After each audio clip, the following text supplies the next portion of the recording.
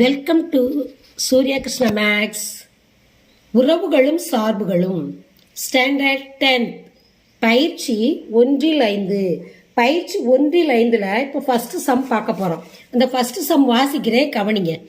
கீழே கொடுக்கப்பட்டுள்ள F மற்றும் G எனும் சார்புகளை பயன்படுத்தி F காம்போசிட் G மற்றும் G காம்போசிட் F ஐ காண்க.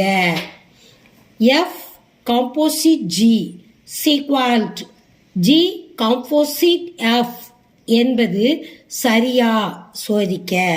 இப்போ நல்லா கவனிங்க, என்ன கொடுத்துருக்காங்க இங்கே? FG என்ன சார்பு, எஃப்ங்கிறது ஒரு சார்பு, ஜிங்கிறது ஒரு சார்பு. இந்த ரெண்டு சார்பையும் சேர்ப்பு தான் இந்த ஓ.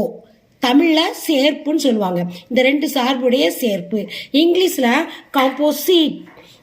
இப்போ எஃப்ஓஜி கண்டுபிடிக்கணும். FG composite F, F composite G இதை கண்டுபிடிக்கணும். ரெண்டாவது என்ன செய்யணும்? F composite ஜியும் சீக்வல்ட் G composite F ரெண்டும் சமமா என்பதையும் சோதிக்கணும். இப்போ நம்ம ஃபர்ஸ்ட் சம் பார்க்க போறோம். ஃபர்ஸ்ட் சம் வாசிக்கிறேன், கவனிங்க. F of x equals x minus 6. G of x equals x squared. இப்போ ஃபர்ஸ்ட் சம் இருக்கு. இப்போ இது கொடுத்துருக்காங்க. நம்ம இப்போ முதல்ல என்ன கண்டுபிடிக்க போறோம்? F of composite G அதான் முதல்ல கண்டுபிடிக்கணும். Equals F G of x அதை பார்க்கணும். இப்போ எஃப் ஆஃப் காம்போசிட் ஜியில் இதை நம்ம முதல்ல கொடுத்துருக்காத நம்ம பிரித்து எழுதிட்டோம். இப்போ ஜிஎக்ஸ் இங்கே என்ன ஆல்ரெடி கொடுத்துருக்காங்க, கணக்கில் என்ன கொடுத்துருக்காங்க பாருங்க, எக்ஸ் ஸ்கொயர்ட் கொடுத்துருக்காங்க. அப்போ எஃப் எக்ஸ் ஸ்கொயர்ட் இங்கே ஜிஎக்ஸ் கொடுத்துருக்கனால அது அப்படியே எழுதியாச்சு. அடுத்து என்ன கேட்டிருக்காங்க? எஃப்எக்ஸ். இந்த எக்ஸுங்கிற இடத்துல இந்த எக்ஸ் ஸ்கொயர்டை நம்ம பிரதியிடணும். அப்போ எக்ஸ் ஸ்கொயர் இந்த மைனஸ் ஆரை அப்படியே எழுதிடணும். இதுதான் என்னது? எஃப் காம்போசிட் ஜி அதான் அர்த்தம். இது பிராக்கெட்ல எஃப் காம்போசிட் ஜி. இப்போ நல்லா கவனிங்க. இப்போ முதல்ல ஜிஎக்ஸ் எழுதியிருந்தோம், இதை தான் பிரித்து எழுதியிருக்கோம். ஜிஎக்ஸுங்கும் போது கொடுத்துருக்காங்க, எக்ஸ் ஸ்கொயர் போட்டுட்டோம். இப்போ எக்ஸ் இருக்க இடத்துல இதை நம்ம எழுதணும். இப்போ எஃப்எக்ஸ் வந்து என்ன கொடுத்துருக்காங்க? X minus 6. எக்ஸ் இருக்க இடத்துல எக்ஸ் ஸ்கொயர் போட்டு இந்த மைனஸ் 6 எழுதிட்டோம். இதான் ஃபர்ஸ்ட் சம்மோட ஆன்சர். இப்போ அடுத்து இப்போ ஃபர்ஸ்ட் சம்மோட ஆன்சர் எஃப்ஓஜி தான் கண்டுபிடிச்சிருக்கோம்.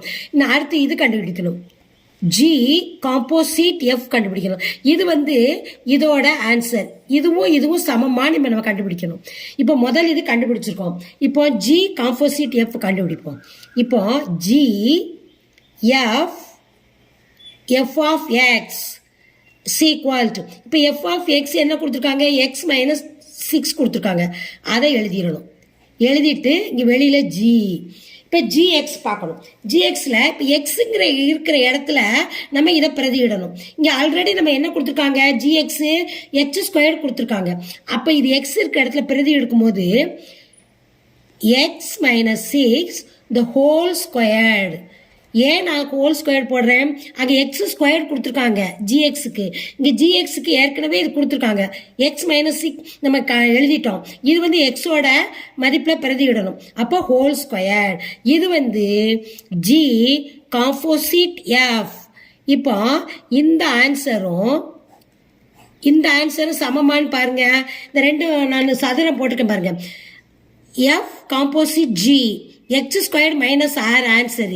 இங்க ஜி காம்போசிட் எஃப் இது x minus 6 the whole square. ரெண்டு சமம் இல்லை.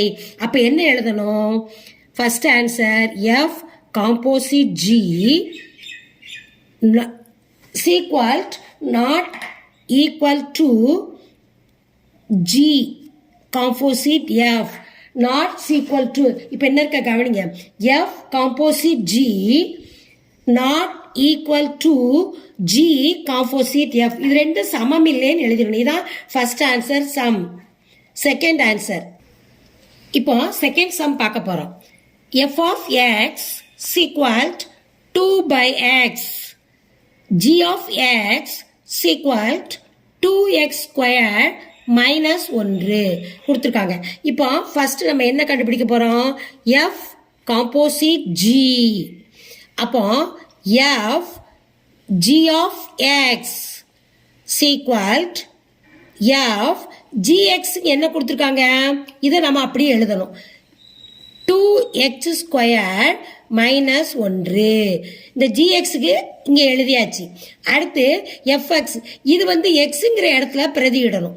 இப்போ அடுத்து கவனிங்க, எக்ஸுங்கிற இடத்துல பிரதியிடும்போது இந்த இருக்கு பாருங்க, 2 எஃப்எக்ஸ் கொடுத்துருக்காங்க, 2/x. இந்த எக்ஸுங்கிற இடத்துல தான் இதை பிரதியிடணும். அப்போ மேலே 2 கொடுத்துருக்காங்க, அதை நம்ம எழுதிக்கிடணும். 2 இந்த எக்ஸுங்கிற இடத்துல இதை பிரதியிடணும். 2x² minus 1. இதுதான் எஃப் காம்போசிட் ஜி, இதனுடைய மதிப்பு. இப்போ இது கண்டுபிடிச்சிட்டோம். அடுத்து ஜி காம்போசிட் எஃப் மதிப்பை கண்டுபிடிச்சி ரெண்டு சமமான்னு பார்க்க போகிறோம்.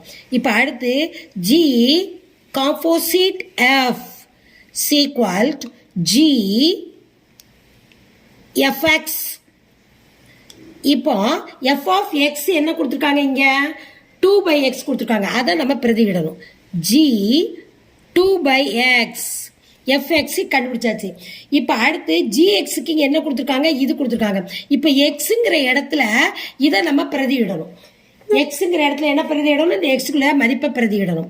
இப்போ இந்த 2 கொடுத்துருக்காங்க, இந்த 2வை நம்ம என்ன செய்யணும், அப்படியே எழுதிடணும். 2/x. அப்போ 2வை மேலே எழுதிட்டு கீழே நம்ம எழுதணும். இப்போ ஜிஎஃப்எக்ஸ் வந்து எஃப்எக்ஸ் என்ன கொடுத்துருக்காங்க, அதை நம்ம எழுதிட்டோம். எஃப்எக்ஸில் 2/x எழுதிட்டோம். இப்போ ஜிஎக்ஸ் எக்ஸுங்கிற இடத்துல இதை நம்ம பிரதியிடணும். x² இருக்கு, இங்கே எக்ஸ் இருக்கு. அப்போ நம்ம என்ன, இந்த 2 இருக்கு பாருங்க, இந்த 2வை முதல்ல வெளியே எடுத்துக்கோங்க. 2 அடுத்து x² இருக்கு, அந்த x² நம்ம என்ன செய்யணும், 2/x the whole squared. நல்லா திருப்பி கவனிங்க, இங்கே 2x² மைனஸ் 1 இருக்கு. இந்த 2வை நான் வெளியே எழுதிட்டேன். இந்த 2/xக்கு the whole squared, இங்கே x² கொடுத்துருக்கனால whole squared போட்டு மைனஸ் 1 போட்டாச்சு. இப்போ 2, இப்போ இந்த 2 2ஆல் பெருக்கணும். பெருக்கும் போது 4. 2 × 2 4, x × x x². Bracket minus 1 equalled. இப்போ 2ஐயும் இந்த 4ஐயும் பெருக்கணும். By x² minus 1. இப்போ 2ஐயும் 4ஐயும் பெருக்கும் பொழுது என்ன வரும், 8 பை x² மைனஸ் 1. இதுதான் ஆன்சர். எதோட ஆன்சர், ஜி காம்போசிட் எஃப். எஃபோட ஆன்சர் இதான், 8 பை x² மைனஸ் 1. இப்போ எஃப் காம்போசிட் ஜி மதிப்பு வந்து 2/2x² மைனஸ் 1.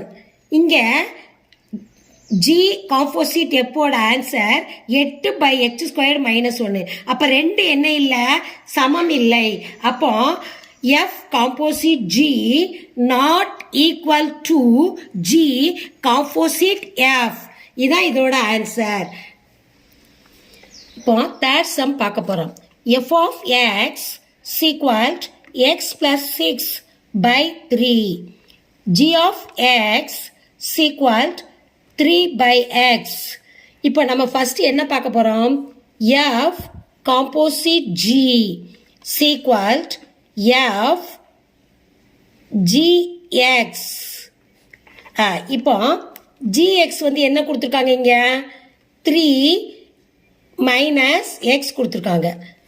இப்போ அடுத்து இதை வந்து நம்ம எக்ஸில் பிரதியிடணும். எஃப் ஆஃப் எக்ஸ் பாருங்க, இந்த எக்ஸுங்கிற இடத்துல இதை பிரதியிடணும். அப்போ 3 மைனஸ் நம்ம என்ன, 3 மைனஸ் இந்த இதை அப்படியே எழுதணும், எக்ஸ் பிளஸ் 6/3. இப்போ நல்லா கவனிங்க, இப்போ ஜிஎக்ஸ் 3 மைனஸ் எக்ஸ் எழுதிட்டோம். இப்போ இந்த எக்ஸ் இருக்கிற இடத்துல இதை நம்ம பிரதியிடணும். 3 மைனஸ் எக்ஸ் இருக்கு பார்த்தீங்களா, அந்த எக்ஸுங்கிற இடத்துல எக்ஸ் பிளஸ் 6 மைனஸ் 3, இந்த மைனஸ் இங்கே போட்டிருக்கோம். இந்த எக்ஸுங்கிற இடத்துல இதை அப்படியே பிரதியிட்டிருக்கோம், எக்ஸ் பிளஸ் 5. இப்போ அடுத்த ஸ்டெப்பு பாருங்க. இப்போ இங்கே 3ஐயும் 6ஐயும் கூட்டினா என்ன வரும், 9 மைனஸ் x/3. இதுதான் எஃப் காம்போசிட் ஜியோட ஆன்சர். இப்போ அடுத்து இன்னொரு ஆன்சரை கண்டுபிடிச்சு ரெண்டும் சமமானு பார்ப்போம். இப்போ 9 5x/3 கண்டுபிடிச்சிட்டோம். அடுத்து g composite f equalled g f of x equal to g f of x என்ன கொடுத்துருக்காங்க இங்க x plus 6/3 அதை எழுதணும் x plus 6/3 எழுதிட்டோம். இப்போ அடுத்து gx பார்க்கணும். xங்கிற இடத்துல இதை போடணும். இந்த x இருக்கு பார்த்தீங்களா, இந்த இடத்துல இதை நம்ம எழுதணும். அப்போ எப்படி எழுதணும்? முதல்ல 3 வெளியே எடுத்துக்கிறோம். 3 எடுத்தாச்சு. அடுத்து இந்த மைனஸை போடணும். இந்த மைனஸ் இருக்குல்ல, இந்த மைனஸ் இங்கே போடணும். போட்டு ப்ராக்கெட்டில் x plus 6/3 நல்லா கவனிங்க. இப்போ x plus 6 இருக்குல்ல, இப்போ நம்ம இந்த இடத்துக்குல இந்த எக்ஸை போடணும். எக்ஸுங்கிற இடத்துல இதை நம்ம பிரதியிட்டிருக்கோம். இப்போ அடுத்து கவனிங்க. இப்போ குறுக்கு பெருக்கல். இப்போ இந்த 3ஆல் பெருக்கணும். இங்கே 3 கீழே என்ன இருக்குன்னு அர்த்தம்? 1 இல்லாட்டி 1 இருக்குன்னு அர்த்தம். அந்த 1ஆல் இதை பெருக்கணும். இப்போ 3ஐயும் பெருக்குங்க. 9 மைனஸ் இப்போ 1ஐயும் எக்ஸையும் பெருக்குனா எக்ஸ்.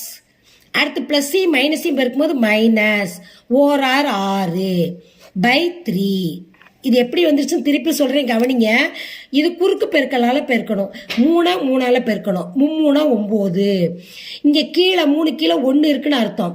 1ஆல் இது எல்லாத்தையும் பெருக்கிறோம். 1ஆல் முதல்ல இங்கே ப்ளஸ் இருக்குது, இங்கே மைனஸ் இருக்குது. மைனஸ் ஒரு எக்ஸு. ஓரார் 6. ஏன் இங்கே மைனஸ் போட்டிருக்கோம்? ப்ளஸ்ஸையும் மைனஸையும் பெருக்கணும் மைனஸ். இப்போ அடுத்து கவனிங்க. இப்போ 9ஐயும் 6ஐயும் என்ன செய்யணும்? கழிக்கணும். கழிக்கும் பொழுது 3.